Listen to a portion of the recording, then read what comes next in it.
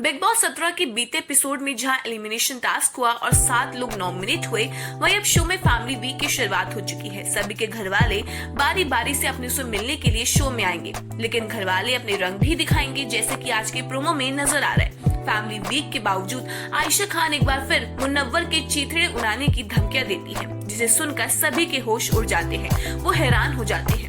Big boss 17 की promo में आयशा खान, मनारा चोपड़ा, ईशा मालविया, अंकिता लोखंडे, अभिषेक कुमार एक कमरे में बैठे होते हैं। तभी आयशा खान अंकिता से बोलती हैं कि आपकी जो भैया है ना, वो रिश्ता भेजकर आया था एक लड़की को, एक और लड़की को। अब यहाँ उस पर्सनल रीजन को यूज कर रहे हैं। मैं अगर तुझे नहीं बोल रही तो तुझे अंदाजा नहीं है कि मैं किन किन चीजों पर कॉल आउट कर सकती हूँ। इसके बाद मुनव्वर पूछते हैं कि मैंने कौन से पर्सनल रीजन यूज किए, तो आयशा बोलती है कि इतना कुछ होने के बावजूद वो कुछ नहीं बोल रही थी। लेकिन अब बहुत हुआ, आप झूठ रहे हैं, मैं इस बारे में नहीं बोलूंगी। आपको पता है कि आपने मेरे साथ क्या किया है।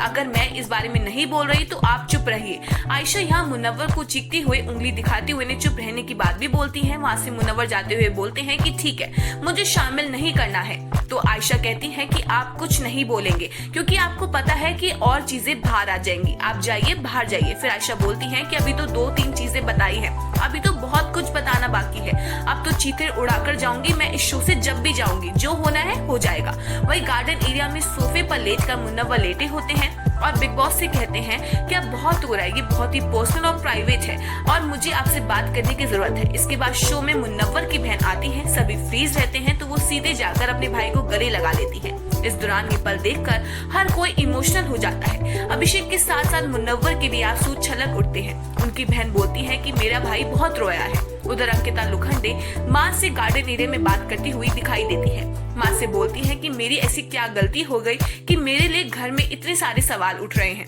विक्की ने भी मुझे बहुत सी चीजें बोली हैं। फिर वो माँ से लिपट कर रोने लग जाती हैं, तो उनकी माँ सलाह देती है कि अभी वो ये सब छोड़ दे।